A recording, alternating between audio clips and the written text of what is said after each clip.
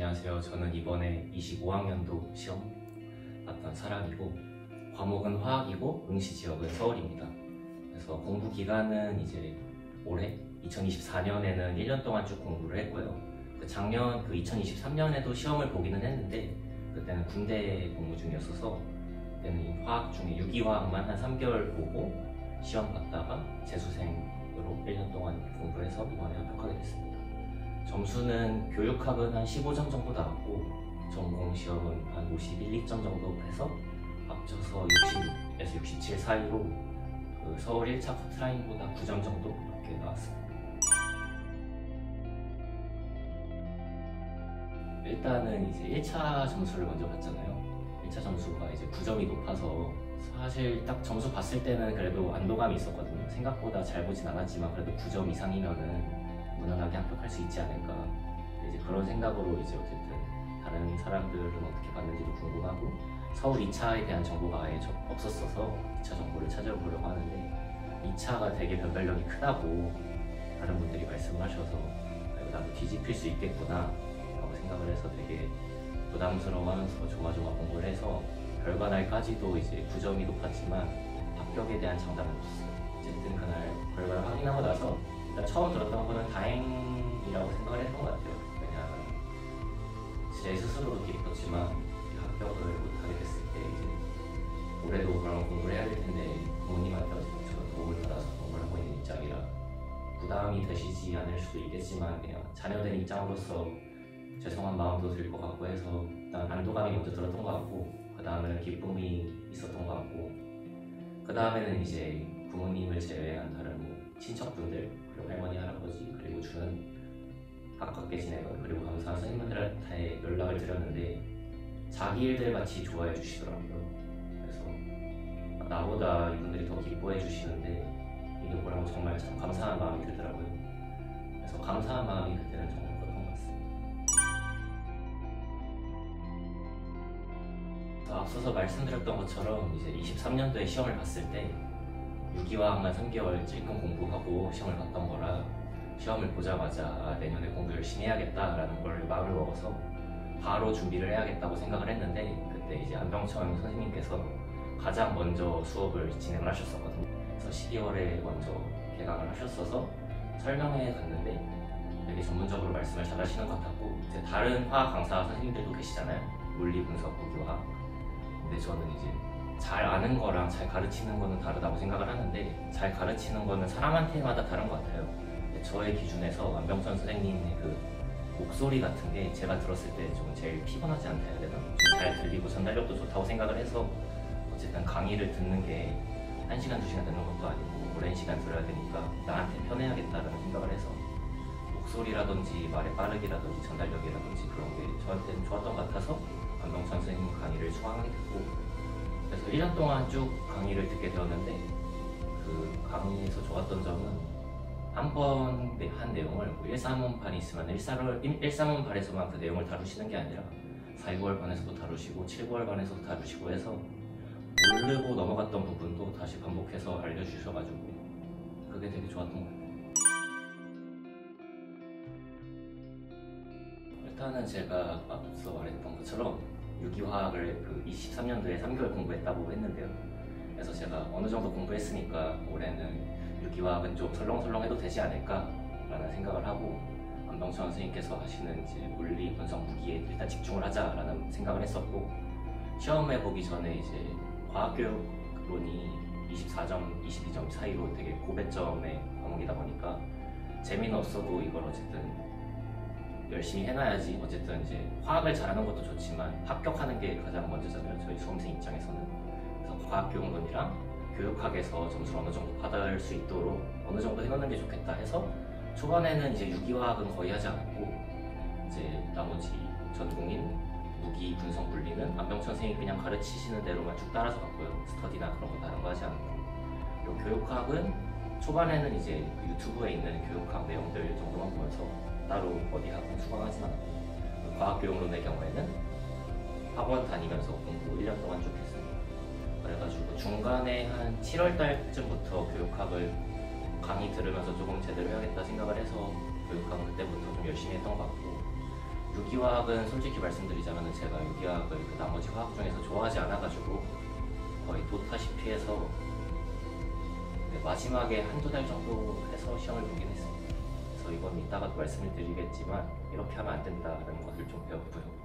아무튼 1년 동안 그렇게 공부했고, 되게 주요했던 시기는 9월 달쯤에 모의고사반을 한번 개강하실 텐데, 그때 이제 결국에 아는 것도 중요한데 시험을 푸는 건 어쨌든 내가 알고 있는 거를 인출해야 되는 부분이니까 그 시기에 내가 많이 풀어보면서 내가 어떻게 내가 알고 있는 답을 내 밖으로 꺼낼 수 있는지 문제를 많이 푸는 게 되게 중요했던 것 같아요, 그 시기.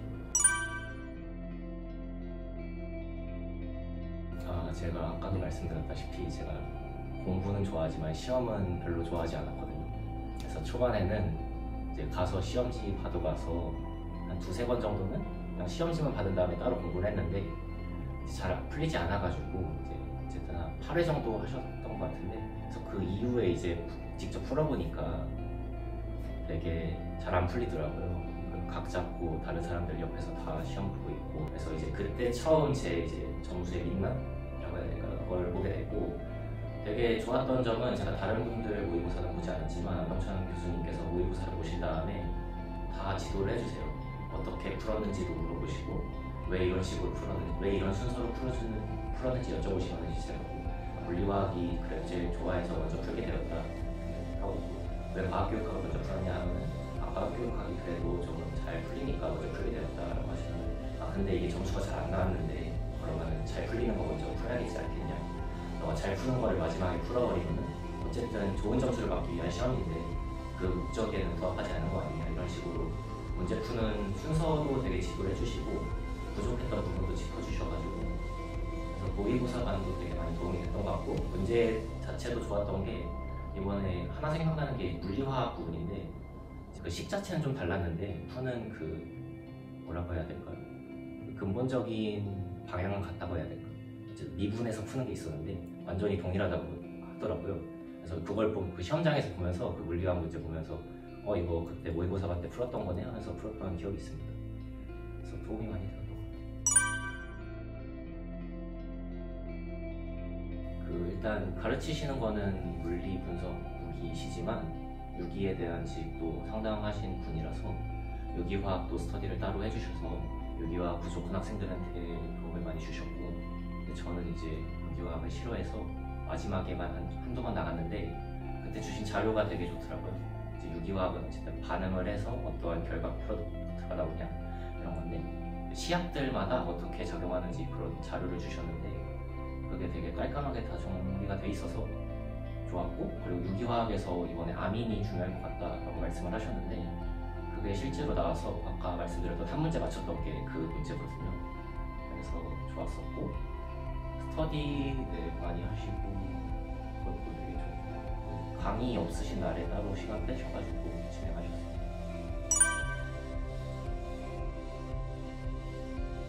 저는 이제 공부 팁이랄 건 크게 없는 것 같고, 각자 방법이 다 다른 것 같아요. 말씀드렸던 것처럼 저는 스터디를 하나도 하지 않았는데 교육학도 안 했고 과교론도 안 했고 화학도 안 했고 심지어 2차도 저는 스터디를 안 했거든요. 귀찮아서라기보다는 어차피 제가 이제 학원을 다니고 있는데 전문가 분들이 말씀해 주는 게 같은 수험생들보다는 정확하지 않을까라는 생각도 있었고, 시간을 조율하는 게 좀 까다로울 것 같아서 제 입장에서는 그게 가장 좋은 방법이라고 생각을 해서 그렇게 준비를 했는데, 아마 여러분들한테는 또 다 각자 맞는 방법이 있겠죠. 그래서 자신에게 맞다고 생각하는 방법을 찾아서 하는 게 중요한 것 같고, 남들이 스터디가 무조건 필수니까 해야 돼 라는 말에 휩쓸려서 하는 거는 좋지 않은 것 같아요. 내가 생각하기에 남들이랑 의견을 공유하는 게 필요하다 싶으면 그때 하는 게 좋은 것 같고, 저마다의 방법을 찾는 게 제일 중요한 것 같고, 그리고 교육학이랑 과교론의 경우에는 매일같이 많은 시간을 투자하지는 않더라도 꾸준하게 조금씩이라도 하는 게 가장 중요한 것 같아요. 교육학을 이제 2년 동안 시험을 보면서 느낀 게, 교육학을 내가 진짜 전공처럼 열심히 공부했다고 해서 막 19점 이상의 고득점을 받을 수 있었을까? 라고 하면은 그거는 의문이었던 것 같거든요. 왜냐하면은 교육학의 문제 트렌드가 약간은 그런 쪽에서 좀 많이 멀어져 있는 게 아닌가 싶어서, 그래서 내가 좀 평소에 교육학에 대해서 어떻게 생각하고 있는지 그런 거를 좀 꾸준하게 생각하면서 어떻게 이거를 서술할 수 있을지 그걸 이제 하는 게 중요한 것 같지 단순히 그냥 머릿속에다가 암기하는 식으로 하는 건 좋지 않은 것 같아요. 과교론도 마찬가지고 그런 것 같고 그래서 과교론이랑 교육학은 좀 그렇지 해서 얇고 길게 하는 게 준비하는 게 중요한 것 같고 네, 그리고 TV라 할 거면은 저처럼 이제 과목을 편식하지 말자. 나중 가서 보니까 유기화학을 안 한 제 자신을 되게 후회하게 되더라고요. 그 부분은 이제 5번에서 다시 답변드리도록 하겠습니다. 일단은 말했던 것처럼 그 과목을 편식하지 말자가 첫 번째인 것 같습니다. 저는 이번에 시험을 보면서 전공을 아까 51점, 52점 정도 맞았다고 말씀드렸는데 이제 80점 중에 52점 정도 받은 거잖아요. 점수 다른 분들 점수 보니까 되게 잘 받으신 분들도 있고 해서 제가 막 저보다 잘하시는 분들도 막 당연히 많겠지만 제가 이제 유기화학은 한 문제 정도 풀어서 아마 4점에서 뭐 2점 정도 사이 받지 않았을까 싶은데 그래서 나머지로 이제 과학교육론이랑 유기를 제외한 유기분석물리학 강병철 선생님께서 강의하시는 그 과목에서 점수를 그래도 어느 정도 잘 받을 수 있었기 때문에 합격을 한 것 같아요. 그래서 한 과목을 버렸어도 어쨌든 합격했으니까 그렇게 해도 되는 게 아니냐라고 말씀하실 수도 있는데 유기화학의 경우에는 그래도 나머지 화학 부분에 보다 그 시험장에서 풀 때 좀 가장 빠르게 풀 수 있는 부분이라고 생각을 해요. 대신에 이제 그 전에 준비해야 될 게 많고 암기해야 되는 부분이 많아서 그래서 과목별로 어쨌든 장단이 다 있는 것 같은데 또 그렇다고 해서 뭐 이 과목이 점수 받기 불리한 과목이야 이 과목이 점수 받기 유리한 과목이야 라고 해서 처음부터 이렇게 해놓으면은 나중 가면 되게 심적으로 부담감이 되더라고요. 왜냐면은 점수를 준비할 때 작년 커트라인이 뭐 50점 후반대니까 내가 아예 이 과목을 버리면은 나머지 과목은 그래도 어느 정도 이 정도 맞아야겠네 라는 벽이 생기다 보니까 애초에 10몇 점을 빼고 시험을 준비하는 거는 되게 부담감이 많이 오더라고요. 그리고 서울 지역의 경우에는 2차 변별력도 되게 크다고 다들 말씀을 하셔가지고 거기서 놓쳤던 괜히 막 3점, 4점 정도가 이거라도 있었으면 2차 준비하는 게 이렇게 부담되지 않았을 텐데 라는 생각도 많이 들었던 것 같아요. 그래서 일단은 여러분들이 과목을 편식하지 않고 골고루 하셨으면 좋을 것 같고 두 번째로 말씀드리고 싶은 거는 이제 여러분들이 아마 보시고 있으신 분들은 다 화학 준비생이실 텐데 그 여러 가지 과목 중에서 굳이 화학을 고르신 거는 그래도 다른 과목들보다 화학을 좋아해서 될 거라고 저는 생각을 해요. 그러니까 저도 시험은 싫었지만 화학 자체는 되게 애정이 있는 과목이거든요. 화학을 좋아서 화학과에 맞고 교직이수를 해서 시험을 본 건데 그래서 여러분들이 시험에 대한 부담감은 있더라고 해도 공부 자체는 즐겁게 했으면 좋을 것 같아요. 저도 이제 화학은 열심히 공부했지만 교육학은 즐겁게 공부하지 못하긴 했지만 여러분들은 교육학도 즐겁게 공부하실 수 있으면 좋겠고 그러니까 시험은 멀었지만 공부는 매일같이 해야 되는 거잖아요. 그래서 너무 큰 부담감 느끼지 않고 내가 좋아하는 교양 과목 공부한다는 느낌으로 즐겁게 공부하시면 좋을 것 같고요. 그리고 건강을 잃지 않으셨으면 좋을 것 같아요. 제가 작년에 시험 준비하면서 수술도 한 번 했고 병원도 자주 왔다 갔다 하면서 다녔는데 건강이 좋지 않으니까 학원에 나오기도 힘들고 집에서 수업 듣기도 힘들고 여러모로 많이 지장을 주더라고요. 하루 수업 놓쳤다고 해서 그거를 이제 밤새 이거를 내가 따라잡아야겠다 라는 마음으로 하루 무리하게 되면은 하루 무리한 건데 그게 막 일주일까지 영향을 주니까 오히려 좋지 않은 결과를 가져오는 것 같아요. 그래서 길게 준비하는 시험이라고 그거를 잃지 않으시고 건강 잃지 않으시고 즐겁게 공부하셨으면 좋을 것 같습니다. 아마도 여러분들이 열심히 준비하면은 저보다 훨씬 더 높은 점수를 받을 수 있을 거라고 생각을 해요. 실제로 서울의 경우에는 이제 시험 결과를 보면 등수가 나오는데 제가 막 그렇게 훌륭한 등수는 아니거든요. 그리고 이제 인용 카페 같은 데를 보니까 진짜 높은 점수를 받으신 분들이 있더라고요. 그런 분들을 보면서 저도 합격한 사람이지만 정말 대단하다 이런 분들이 되게 많이 계시는데 여러분들도 열심히 즐겁게 공부하셔서 제가 봤을 때 정말 열심히 공부하셨다 대단하신 분들이다 라는 결과를 가지고 오실 수 있었으면 좋겠습니다. 응원하고 기도하겠습니다. 감사합니다.